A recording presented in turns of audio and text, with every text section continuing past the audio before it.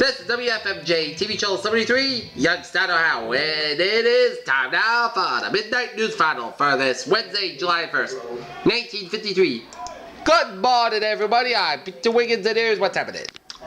In Washington, crowds on a blank check and giveaway will be foreshadowed rough going later today for President Eisenhower's request for the blanket authority to use government-owned farm suppliers to combat the famine abroad.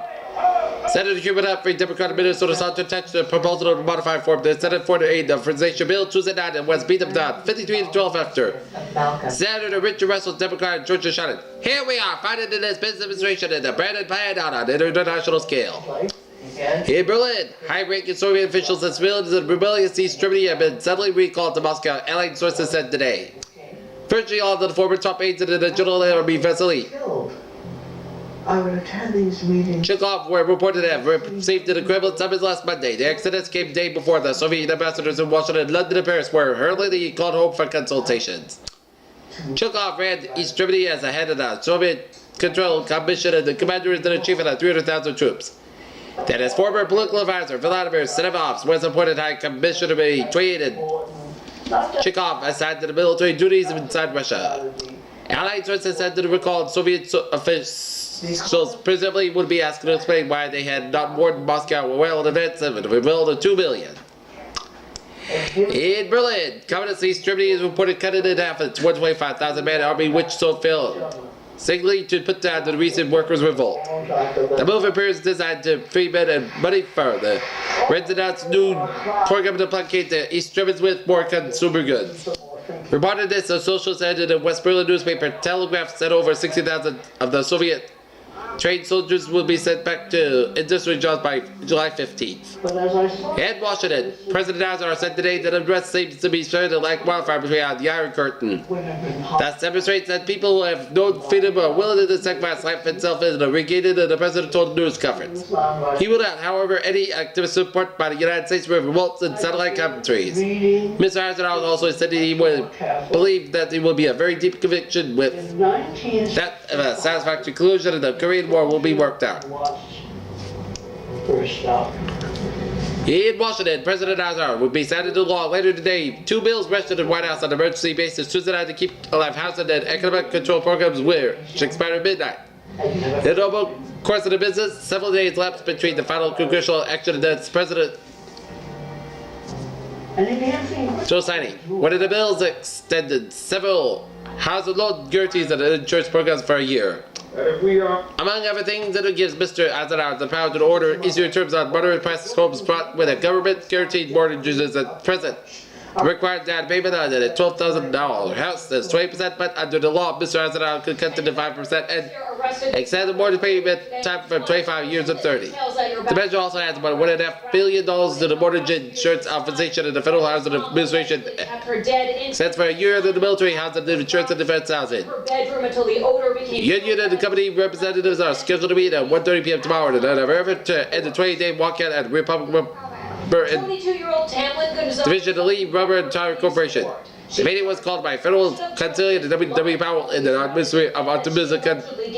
Certain prospects of settlement, the negotiation sessions will be held at the Hotel Pink, Ohio. Members of Local 102 United Rubber Workers CIO walked out to deliver the dispute on wage terms. In Seoul, between 1,000 and 2,000 Chinese men stopped where South Korean troops stopped travel to look at mountain today after the South Koreans had clubbed their wage while pressing a pre-dawn attack. Threat assault came suddenly as the South Korean soldiers began mopping up their pockets out of the Chinese. They had passed about 4,000 Chinese from the East Korea. We had hidden in the central part of the country as the fight for the strategic 1,600-foot mountain had raged for 5 days. And unable to breathe.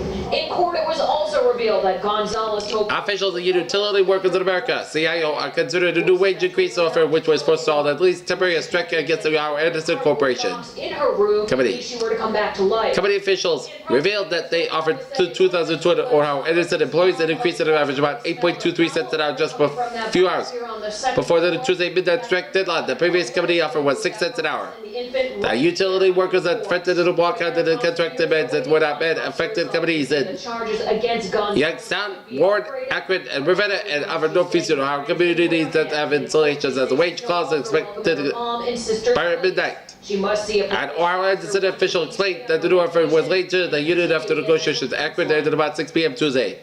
He said that the union officials had not yet indicated their attitude.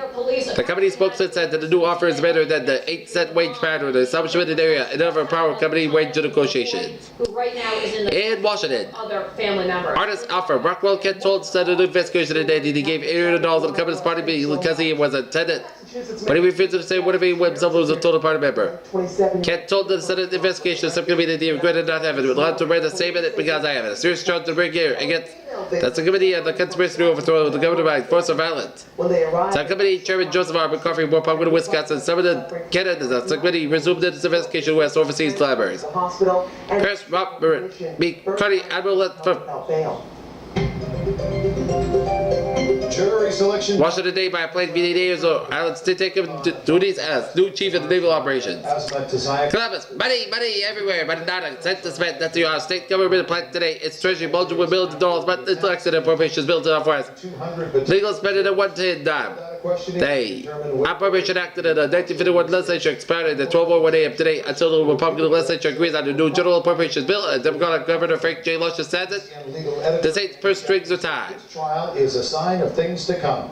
They're going to go through these jurors with painstaking detail. In Campbell, The jurors are able to be fair. Kenneth M. Vrabel, And it's age 23.5 months, son of Mr. and Mrs. Jose Vrabel on one of the Robinson Road was fatally injured when his car was run over by a fire first car about 12:30 p.m. Tuesday. this would be The child at something that I think all the parties 3:35 p.m. died Tuesday in the St. Elizabeth Hospital at that time. Boston or whether According to David A. Belinsky, today ruled the child's death a traffic fatality in applicant that there was an automobile involved in it happened in a public highway. He said death was caused by internal injuries as Campbell had gone 1,637 days without a traffic fatality. Announcing today's Supreme Court decision on contraceptive. Washington.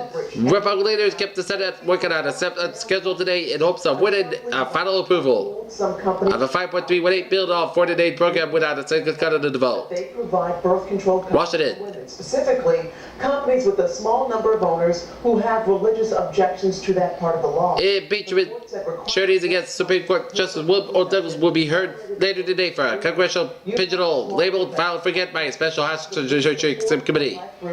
Brought by Representative W.M. Don Wheeler, Democratic Georgia, they were heard Tuesday by committee members at a 1-hour session in which they were labeled hearsay. And the offer was left to the supervisor of the legal implications of impeachment proceedings. The Georgia should file an impeachment resolution accusing Douglas of high crimes and misdemeanors immediately after Douglas stated the execution of the response. Julie said F.L. Rosenberg, the Supreme Court, which later voided the state, and nevertheless, unless Douglas was acted as authority, Wheeler agreed to do so. Mexico City. 40,000 actors, agents, and technicians played in Mexico's movie industry. Latin America's movie just struck today for a wage increase of 30 to 50%. And some developing news tonight. President Obama says he will be sending another 3. How long will it take to Youngstown to get a costly entry highway system? How extensive it will be depend on availability of state and federal funds and jump city officials to install the project to voters. The answer was emphasized Tuesday afternoon by representatives of the U.S. Bureau of Public Roads, State Highway Department, City Council, and the Public Commission. Met here with Charles A. Lewis, a engineer consultant, to discuss the process breaking off in the Hall and McDonald on trail highway programs. None of the 10 stages of the process plan will be coordinated with the Pace Fire Fair plan to form the basis of an urban highway system. The Pace plan will be classified all per resident proposed streets which will qualify for federal state assistance. Amarillo, southwestern cattlemen divided into the opinions of administration moves against the dead drought. Further bad news today from the harder. On the Weather Bureau, a hotter than normal July was forecast in central and western states and dry conditions continued in the southwestern and the central plains. 4 years of uncertainty and some normal rain will damage a great southwestern livestock ranges that the president called them a disaster area. the South End and East Boston, and so far, no suspect. An official and contracting Plasters Association Youngstown said today the agreement that has been reached with should end the plug plaster strike. J.G. McKelly, Associate President, revealed the agreement came during a Tuesday night meeting with officials of local number 179 Plasters and cement finishes AFL. The military trades the union struck in May 18th in a dispute over 1953 contract terms, and Walker was seriously curtailed the considerable building activity there since that time. Rain control in the Youngstown did not officially end until July the 31st. That will be the announcement made later this morning by Mayor Charles B. Henderson after several persons called City Hall with the mistaken belief that controls ended last midnight. The mayor said that under the Federal Rent Control Act, controls ended July 31st, except in communities designated critical defense housing areas. The only areas such as in Ohio and the Portsmouth near the site of the New Pike County Atomic Energy Plant. He's still being treated at Boston Medical Center. And Sunday afternoon in East Boston, police arrived at Brandywine Village. So, President Eisenhower's Truth Submission postponed a 6 meeting with President Reid today amid predictions that in a showdown in the coming winning on Reid's stubborn refusal to accept the current armistice. And offer of sources said that the U.S. made the concessions in an effort to win Reid over the truce, but the divine old statesman and checked to the new demands after declaring that all my demands have been met. High officials both here in Washington made it clear that the allies will sign an armistice with the coming assembly that South Korea refuses to cooperate. And he himself will be missed. I want to know who did it. I want them to get to who did it. Okay, on to the sports, on to the baseball scores here.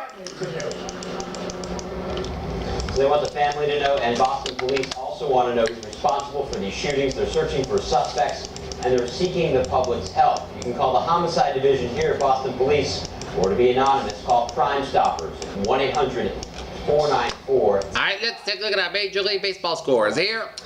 That's an out of the National League where the Cincinnati Reds and the Milwaukee Braves split a double at first 6-3 by the Redlegs, and the first game then 6-4 by the Redlegs and 10-8.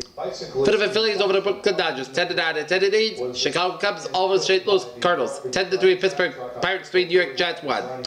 American League scores: Boston Red Sox 5. New York Yankees 4. Cleveland Indians 6. Detroit Indians 4. 5 innings due to rain. Washington Nationals. Washington Senators 3. Philadelphia Athletics 7 with St. Louis Braves 4. Chicago Cubs. Chicago White Sox 2. On the weather for Youngstown, mostly sunny, hot with possibly afternoon thunder showers. Very warm tonight and Thursday, hot with thunder showers. FYI, West The much anticipated rain. Virginia and Western Pennsylvania, hot today, tonight, and tomorrow with weather scattered thunder showers likely. Right now at Youngstown Airport at midnight, and it's July the 1st, 1953 on a Wednesday. 66 degrees and temperature 63 degrees at the dew point, humidity 9%, about around 11, and visibly 10 miles wind southwest about 6, condition overcast skies. That's committed WFMJ sign off news word for this. Midnight news final for this Wednesday, July 1st, 1953. Have a good night, and I'll see you later this morning. Good night and a good morning. My hope for him is that I can be